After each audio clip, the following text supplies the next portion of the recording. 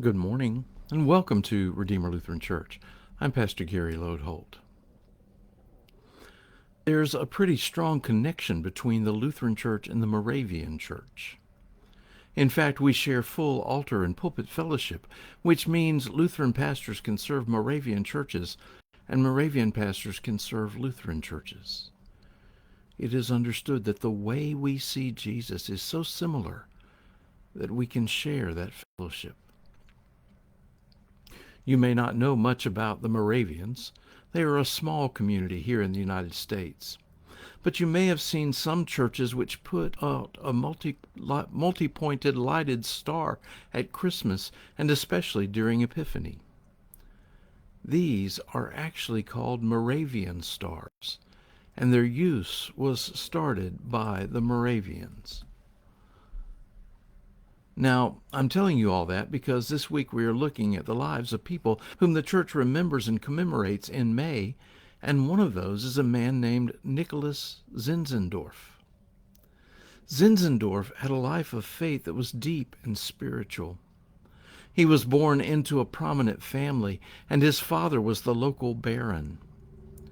At around age 6, he began to write love letters to Jesus and then threw them out the window of the tower in his house, scattering them over the lawn like prayers. Once, an enemy overran the house and found young Zinzendorf in his room praying, and the soldiers were deeply moved by his prayers. As a young man, he visited an art museum and was deeply moved and renewed in faith, afterwards saying, "I have loved him for a long time, but I have never actually done anything for him. From now on, I will do whatever he leads me to do." After his father died, Zinzendorf offered his lands to religious refugees from Germany. But soon a problem arose as people of different religions and cultures tried to live in community together. Zinzendorf visited each home and had a prayer, and over time he developed a manner of community life based on faith together. The center of their lives and faith became how to live in community together, not specific creeds or beliefs. The founding of the Moravian Church is based, therefore, in family life. Zinzendorf did many other things.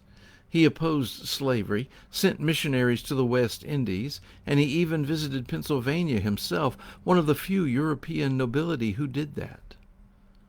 On that trip, he met both with Benjamin Franklin and leaders of the Iroquois nation.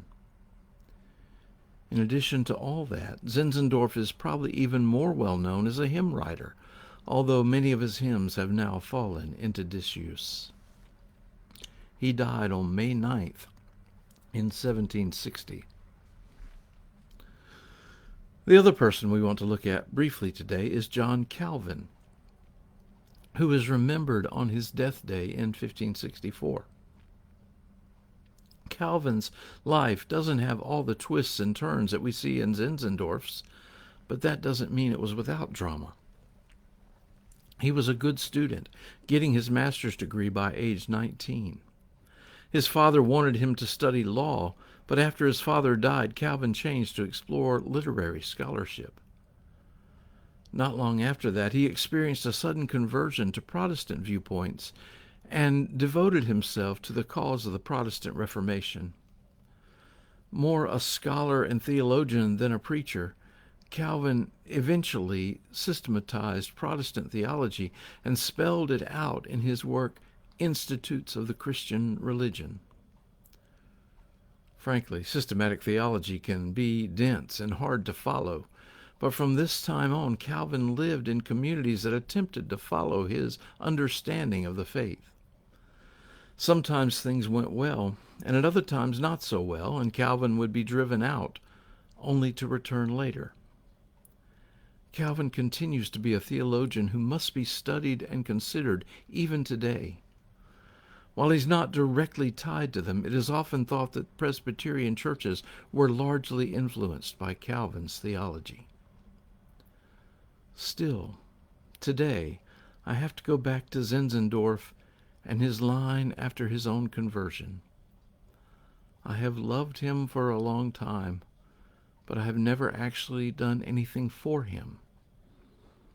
From now on, I will do whatever he leads me to do. May that be the way of living we all adopt. Thanks for watching, and remember to let this day belong to God.